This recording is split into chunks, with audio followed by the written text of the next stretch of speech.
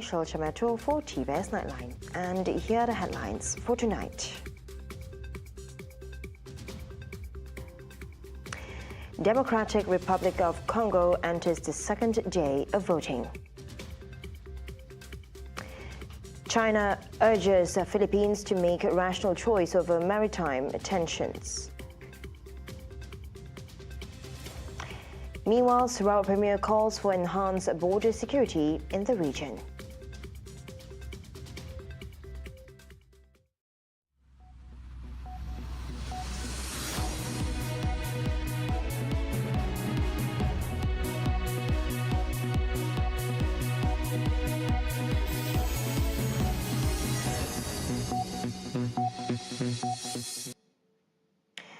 Voting in the Democratic Republic of Congo extended into Thursday, a day after a general election marred by widespread logistical problems that saw some polling stations never opened.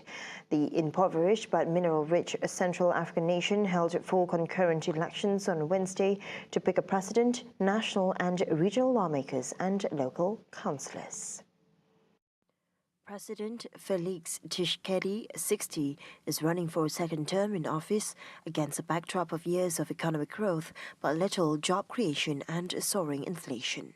The vote on Wednesday was marked by massive delays nationwide, with the Electoral Commission still attempting to deliver materials to voting stations long after polls were meant to have opened. Some polling stations never opened. On Thursday morning, voting had started in several areas in the conflict-torn east, according to AFP reporters. It was not clear how many polling booths are open on Thursday. Addressing reporters on Wednesday, Electoral Commission Chief Kadima said the problems were spread across the vast country's 26 provinces. He also estimated that 70% of voters had been able to cast ballots. Congo is one of the poorest countries in the world, despite its vast reserves of copper, cobalt, and gold. Around 44 million Congolese in a nation of 100 million are registered to vote, and more than 100,000 candidates are running for various positions. China on Thursday warned the Philippines to make the rational choice following Manila's recent efforts to challenge Beijing's South China Sea claims. Videos released by the Philippine Coast Guard showed Chinese ships blasting water cannon at Philippine boats this month, and there was also a collision between vessels from the two countries during tense clashes at Flashpoint Reefs. 希望菲方理智抉择，遵循邻里相处的有效之道，和中方一道妥善处理和管控好当前海上局势。 His comments at a regular press briefing followed a phone call in which China's top diplomat Wang Yi told Philippine Foreign Minister Enrique Manalo that the two countries were facing serious difficulties, blaming Manila for changing its policies. Wang Wenbin said the root cause is that the Philippines has changed its long-standing policy stance, reneged on its own commitments, continued to provoke and stir trouble at sea, and undermined China's legal rights. China claims almost the entire South China Sea and has ignored an international tribunal ruling that its assertions have no legal basis. It deploys boats to patrol the busy waterway and has built artificial islands that it has militarized to reinforce its claims. Sarawak Premier Dato' Padighi Tan Sri Abang Tunapeng has called on the Malaysian Royal Police or PDRM to strengthen security measures at both land and sea borders in the region. Sarawak Police Commissioner Dato' Mancha Atta conveyed this message, highlighting the Premier's concern during his inaugural courtesy call to the Premier at Wisma Papa, Malaysia. Among the improvement includes assets and logistics. Kuasa cuma isu sepadan tadi darat laut perlu ditambah baik dari segi aset, logistik, kawalan keselamatan di sepadan, lembaga sepadan darat dan laut. Itu adalah kehendak Premier Datuk. Meningkatkan lagi keselamatan. Ya, perlu diambil perhatian yang serius. Mancha notes a 1% increase in the crime index in Sarawak from January to December this year compared to the same period last year. Despite the rise, statistics indicate a 90% resolution rate for crime cases in the state. Menunjukkan keadaan jenayah ini terkawal, bisa terkawal, kan? Dan walaupun terkawal, tapi usaha-usaha betul-betul untuk pencegahan kita tetap diteruskan secara bersepadu untuk mengawal keadaan sama ada dari segi keselamatan dan ketentraman dan juga aktiviti penjenayahan dan jenayah narkotik di sini.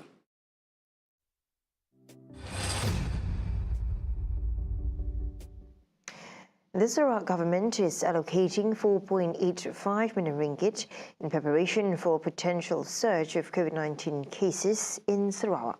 Sarawak Deputy Premier cum State Disaster Management Committee Chairman Dr. Ahmad Douglas Ugahamba said the funds will support and strengthen the State Health Department's capability to handle the rising trend in COVID-19 cases.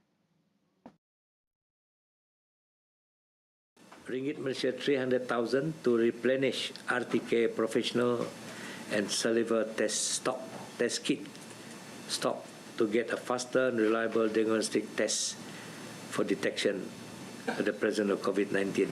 450,000 to set up canopies at hospital tirage areas to assist the increased volume of patients coming to hospitals and to clinic. These canopies will protect and shelters the patient. Uga said the Sarawak government is also prepared to increase the funds if necessary. Sarawak recorded no new deaths, keeping the total COVID-19 death toll this year at 9. Deputy Premier Dr. Ahmad Douglas Ugahamba said 631 new cases were reported during the 50th epidemiological week dated December 10 to 16. The State Disaster Management Committee SDMC chairman said the new cases recorded an increase of 310 cases compared to the 49th epidemiology week. There has been an increasing trend in the number of COVID-19 cases admitted to hospitals since early November 2023. In week 50, there are 45 patients admitted to hospital with category 3, 4 and 5, as compared to the previous week of 25 cases. The Omicron HK3 and JN1 subvariants were detected in several areas in Sarawak. UNIMAS Institute of Health and Community Medicine Director Professor Dr. David Pereira said the dominant Omicron subvariant detected is HK3 at 26% and JN1 at 49%. Professor Dr. David Pereira has reported the detection of the Omicron subvariants HK3 and JN1 in samples collected from areas in Kuching and Semarahan, with a few cases identified in Cebu. However, the prevalence of these subvariants in other areas of Sarawak remains undetermined due to limited data. The findings highlight the importance of expanding surveillance efforts to assess the overall distribution of Omicron subvariants across the region. In the meantime, he advised the public to take the necessary precautionary measures, especially during the upcoming festivities. Coming up right after the break, the federal government is promising jobs for teachers. And in the world news, United States announced a 10-nation force to combat Houthis in Red Seas. Now, only on TVS Nightline. Stay tuned.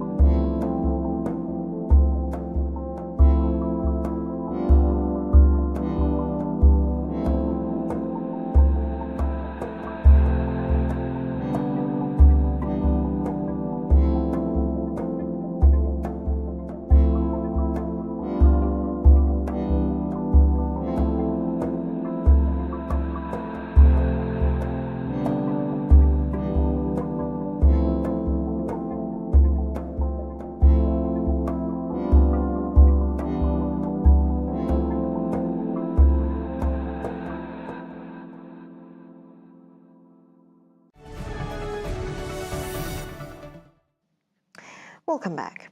The government has assured that it will address the placement concerns of education degree graduates awaiting deployment to schools.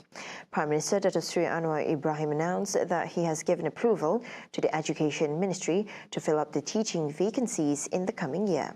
Anwar expresses confidence in government resolution as Education Minister Fadlina Sideh announces plans for a substantial increase in teachers to address 2024 vacancies.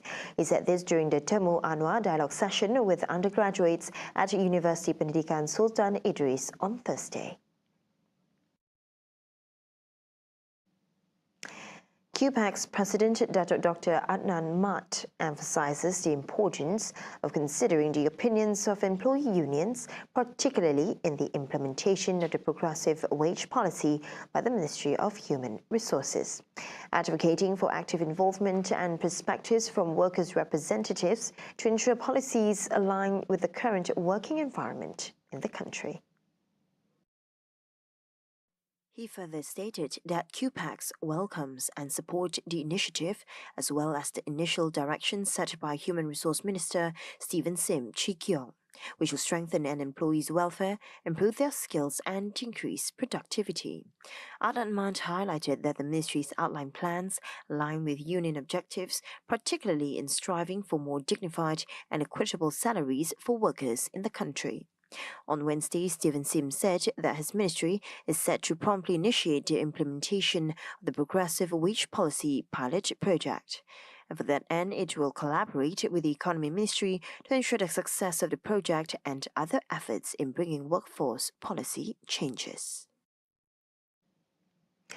The Ministry of Education will persist with the MBM-MBI policy, focusing on upholding Malay and enhancing English proficiency. Its Minister Fadlina Sideh highlighted the need for schools under the Dual Language Programme DLP to meet criteria, emphasizing mastery of the Malay language alongside English. Fadlina emphasized the core importance of proficiency in both languages for the legitimacy of mother tongue learning in vernacular schools. The MOE's 2021 DLP guidelines stressed the need for schools implementing DLP to ensure opportunities for other students to learn science and mathematics in the national language or mother tongue are not compromised. The management of DLP varies based on respective state education departments, JPN, with the schools permitted to conduct more than one DLP class based on readiness and assessments. Implementation is subject to the Ministry's decision, considering existing groups and new cohorts with compliance to guidelines for the 2024/2025 session. The government is assessing and swiftly addressing potential disruptions in local refined white sugar supplies for the upcoming year to prevent a larger market disturbance. Minister of Domestic Trade and Consumer Affairs Dr. Muhammad Armizan Muhammad Ali stated that these actions are based on pricing considerations and the goal of maintaining a stable sugar supply. He said this during a press conference after the Rahmah sales program on Thursday. Armizan added further that since July, KPDN has taken the approach of relaxing import permit conditions by allowing anyone to import sugar. Subsequently, 43 companies have obtained import quota approval permits totaling 557,080 metric tons, thus enabling importers to secure sources of roast sugar at cost-effective rates.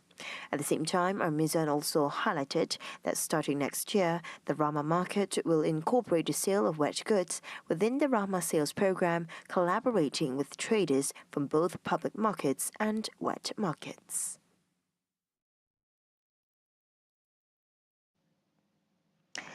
Gold futures contract on Bursa Malaysia derivatives ended lower on Thursday. At the close, December 2023 decreased to $2,037.6 USD per troy ounce from $2,043.9 yesterday. By January 2024, gold futures contracts will fall to $2,047.8 per troy ounce from $2,054.1 per troy ounce previously. For February, March and April 2024, contracts settled lower at $2,057.5 USD per troy ounce from $2,063.8 USD per troy ounce previously. Volume slipped to 80 lots from 89 lots on Wednesday, while open interest increased to 297 contracts from 295 contracts recorded previously. The implementation of a 10% sales tax on low-value goods (LVG) costing 500 ringgit and below sold online would allow local businesses to market their products of the same quality at an even selling price, thus boosting consumer demand. Putra Business School Economic Analyst Associate Professor Dr. Ahmed Razman Abdul Latif said the tax, which would start on January 1 next year, would allow for the stabilization of price between imported and local goods, as imported LVG are currently not subjected to any tax, whilst a 6% sales and service tax (SST) is imposed on locally produced items, resulting in them being sidelined by consumers. He said the introduction of the 10% LVG tax would make local goods appear more affordable and attract demand. On December 18, the Ministry of Finance announced that a 10% tax would be imposed on imported LVG sold online to level the playing field for businesses in Malaysia, especially micro, small and medium-sized enterprises or MSMEs.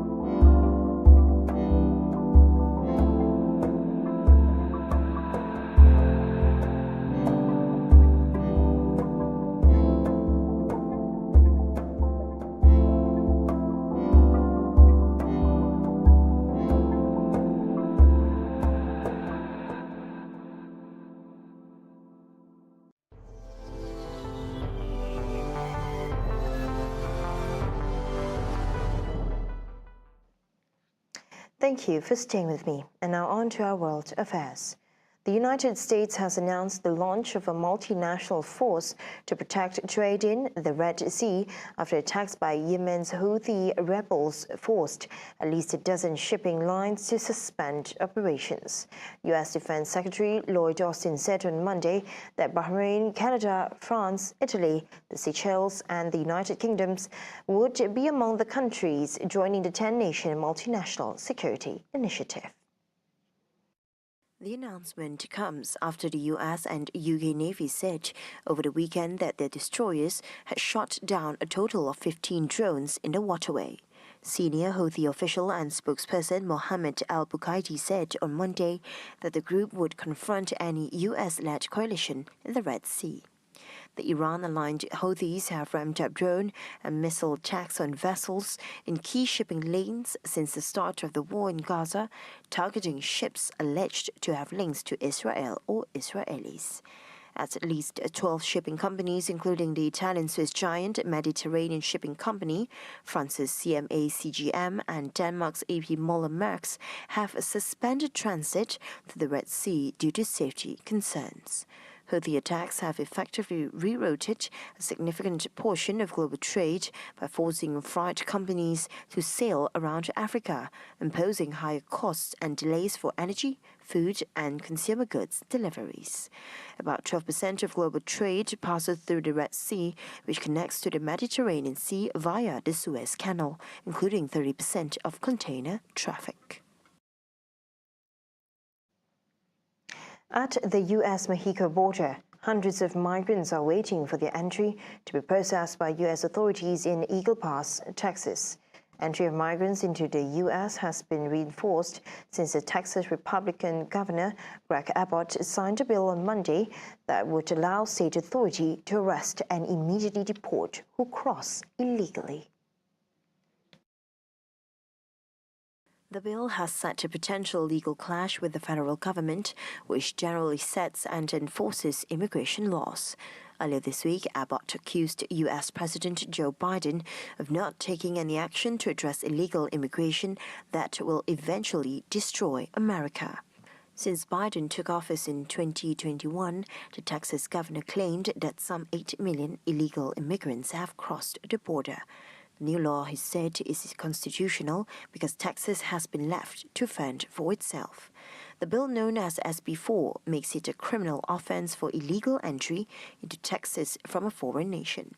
For repeat offenders, it creates the offense of illegal re-entry with a potential prison sentence term of up to 20 years. The bill also provides a mechanism to order an illegal immigrant to return to the foreign nation from which they entered. There are currently no operational hospitals in the northern part of the Gaza Strip. The World Health Organization depicted distressing scenes of predominantly abandoned patients pleading for sustenance and water, describing the situation as unbearable. The UN Health Agency said it had led missions to two badly damaged hospitals, Al-Shifa and Al-Ahli, in the north of the Palestinian territory. Its staff had no words to describe the beyond catastrophic situation facing remaining patients and health workers.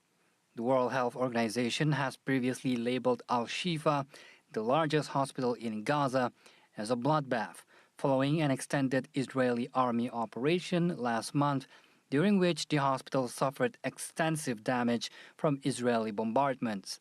After Al-Shifa Hospital was raided by Israeli forces, the smaller Al-Ahli Hospital became the sole facility in the northern region where surgeries were feasible.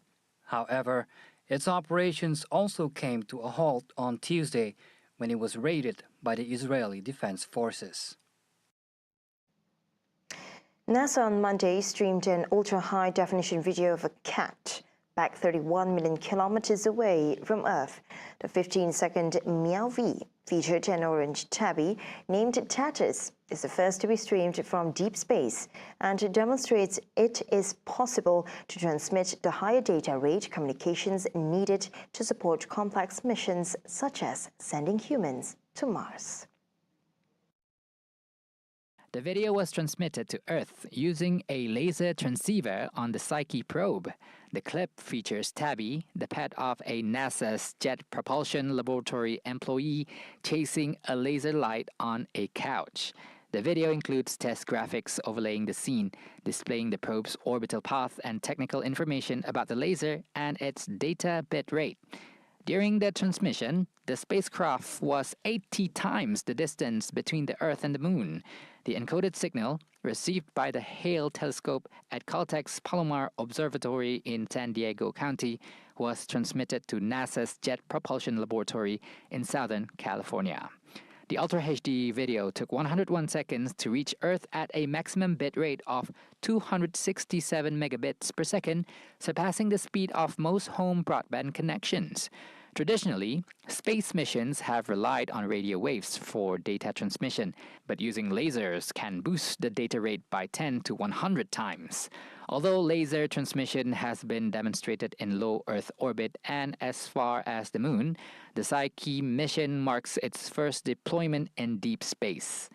NASA aims to leverage this laser technology to enhance communication with more distant parts of the solar system. See the world closer with TVS as we bring the latest news updates both locally and internationally. Up-to-the-minute headlines are now available across all of our social media platforms. And that's all the updates we have for TVS Nightline. I'm Cheryl Tomato. Thank you for watching.